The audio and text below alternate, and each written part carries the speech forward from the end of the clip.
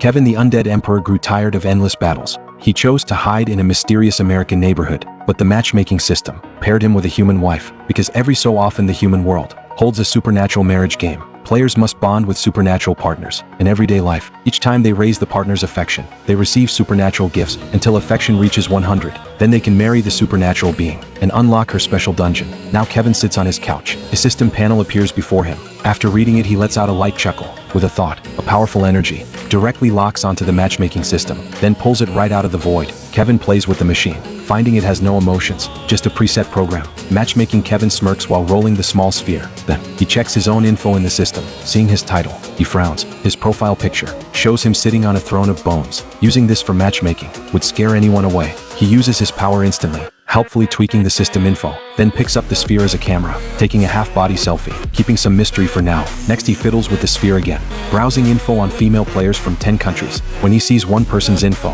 his gaze stops, a flicker of surprise in his eyes. It's her, Isabella. At the same time, in a shabby New York apartment, Isabella rubs her eyes, staring at the system panel before her. She thinks she's overworked, seeing things. After reading it all, she realizes she's been chosen to be matched with a supernatural being. This matching event involves 10 countries, 10 female players in total. Before the matching, they can each pick a preferred partner. If choices overlap, the system picks randomly. Then 10 male supernatural profiles appear before Isabella. Already chosen as preferred partners are marked in red. Unchosen ones are white, but none show full faces, only side profiles or back shots. Like a mystery box, Isabella feels overwhelmed, unsure who to pick. She never paid attention to this stuff, strangers to all supernatural beings, until she looks at the last profile. Match number 10, the White Wraith. His photo stands out from the others. Others look monstrous or terrifying, gory or twisted, but his is a half-body shot, showing part of his neck and jawline, clean and sharp. Isabella presses her lips together, feeling a strange connection, like she's seen him before, but she's never dated anyone in her life, besides her father. She doesn't even have a man's contact, and the other 9 are already taken. Only the White Wraith remains unchosen. Isabella doesn't hesitate, selecting the White Wraith right away. All preferred partners are now chosen.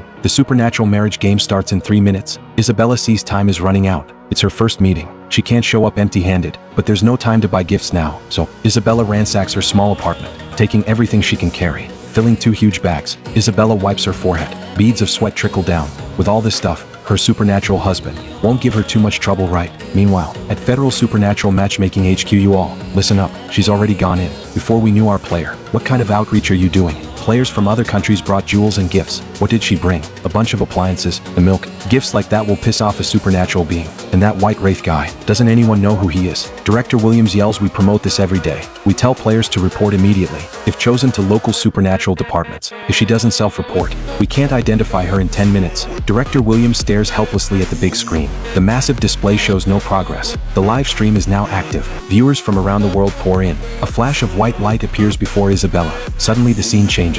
2 residential buildings stand before her, surrounded by red mist, like a dead zone. Isabella takes a sharp breath. The hair on her arm stands up, thinking about living in this community. Sharing a room with a supernatural partner makes her heart race. Turning her head, she sees the other 9 female players have arrived. Isabella walks toward them, but as she gets close, Sumin from Korea frowns immediately, especially seeing the 2 huge bags in Isabella's hands. Her expression turns scornful. Sumin says, is that all you brought, American? Giving appliances as gifts to your match? That's really creative, isn't it? Sumin says, you really know nothing. How did America pick someone like you? As the 2 mock Isabella, other female players turn to look, joining in with their own snickers. Isabella had wanted to ask some questions about the matching. Now she can't get a word out.